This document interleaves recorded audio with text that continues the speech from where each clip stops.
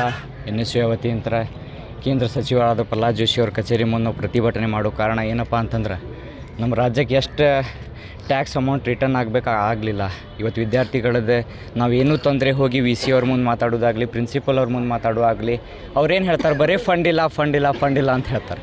Fund ಯಾಕಿಲ್ಲಪ್ಪ ಅಂತಂದ್ರೆ ಸರ್ಕಾರದವ್ರು ಕೊಡ್ತಾಯಿಲ್ಲ, ಕೇಂದ್ರ ಸರ್ಕಾರದವ್ರು ಕೊಡ್ತಾಯಿಲ್ಲ, ನಾವೇನು ಫಂಡ್ ಕೇಳಬೇಕು, ನಾವೇನು ಇಂಪ್ರೂವ್ಮೆಂಟ್ ಮಾಡಬೇಕು ಅಂತ ನಮಗೆ ಉಲ್ಟಾ ಕೇಳ್ತಾರೆ.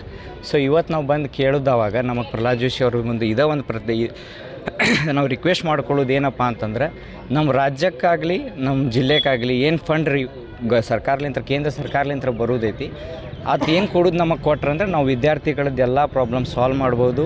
ಅದು ಬಿಲ್ಡಿಂಗ್ ಇನ್ಫ್ರಾಸ್ಟ್ರಕ್ಚರ್ ಆಗಿರ್ಬೋದು, ಅದೆಲ್ಲ ಸಾಕಷ್ಟು ಅನೇಕ ಆದಂಥ ಲ್ಯಾಪ್ಟಾಪ್ ಪ್ರಾಬ್ಲಮ್ಸ್ ಆಗಿರ್ಬೋದು, ಎಲ್ಲ ವಿದ್ಯಾರ್ಥಿಗಳಿಗೆ ಪ್ರಾಬ್ಲಮ್ಸ್ ಇದೆ ಅಂದರೆ ನಾವು ಹೋಗಿ VC ಅವ್ರಿಗೆ ಕೇಳಿದಾಗ ಇದೇ ಒಂದು ಪ್ರಾಬ್ಲಮ್ ಇರುತ್ತೆ. ಆ ಕಾರಣಕ್ಕೆ ಇವತ್ತು ಇಡೀ NSU ಧಾರವಾಡ ಜಿಲ್ಲಾ ಒಕ್ಕೂಟ ಇವತ್ತು ಬಂದು ಕೇಂದ್ರ ಪ್ರಹ್ಲಾದ್ ಜೋಶಿ ಅವ್ರ ಕಚೇರಿ ಮುಂದೆ ಪ್ರೊಟೆಸ್ಟ್ ಮಾಡ್ತಾರೆ.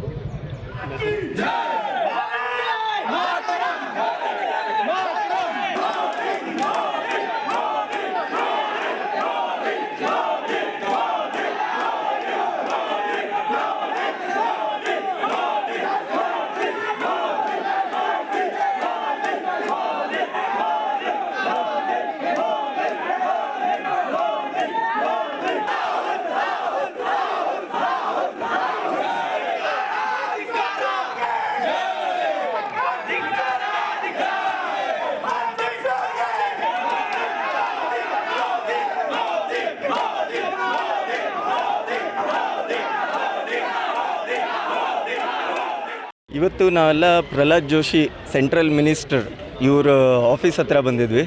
ಏನು ನಮ್ಮ ಬೇಡಿಕೆ ಅಂತಂದ್ರೆ, ಇವತ್ತಿನ ದಿವಸ ಎಷ್ಟು ತೊಗೊಂಡು ನಾವು second highest tax payers all over ಇಂಡಿಯಾನಾಗ ನಾವು second highest tax payers highest ಆಗಿ ನಮಗೆ ಎಷ್ಟು ರಿಟರ್ನ್ ಬರ್ತಾಯಿದೆ ಅಂತ ನೋಡಿದಾಗ, ಅದು ಲೈನ್ ನೋಡಿದಾಗ ಎಲ್ಲೂ ನಾವು ತಳಗಿಂದ ಹುಡುಕಬೇಕಾಗ್ತೈತಿ. ಕರ್ನಾಟಕನ ಹುಡುಕಬೇಕಾದ್ರೆ ತಳಗಿಂದ ನೋಡಬೇಕಾಗ್ತೈತಿ ಎಷ್ಟೆಷ್ಟು ಟ್ಯಾಕ್ಸ್ ನಮಗೇನು ಫಂಡ್ ಕೊಡಾಕತ್ತಾರ ಅಂದಾಗ.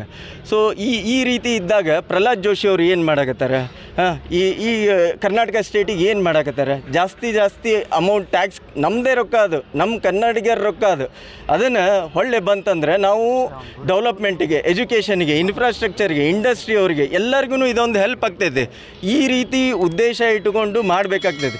ಈಗ ಬೀಯಿಂಗ್ ಅ ಸೆಂಟ್ರಲ್ ಮಿನಿಸ್ಟರ್ ಅವರು ಇದಕ್ಕೊಂದು ಸಪೋರ್ಟ್ ಮಾಡಬೇಕು. ಏನು ಮಕ್ಕೊಂಡಿದ್ದಾರೆ ಎದ್ದು ಬಂದು ಸಪೋರ್ಟ್ ಮಾಡಿ ಇದನ್ನು ಅಮೌಂಟು ಈಗ ಏನು ಇದೆ ಅಲ್ಲ, ಅವಾಗಾದ್ರೂ ಅಮೌಂಟ್ ಜಾಸ್ತಿ ತೊಗೊಂಬಂದರೆ ಈ ಕರ್ನಾಟಕ ಸ್ಟೇಟ್ ಡೆವಲಪ್ಮೆಂಟಿಗೆ ಆಗ್ತೈತಿ. ಇಲ್ಲಾಂದರೆ ಅದು ಪ್ಯೂರ್ಲಿ ಪೊಲಿಟಿಕ್ಸ್ ಆಗಿ ಉಳಿದು ಬಿಡ್ತೈತಿ.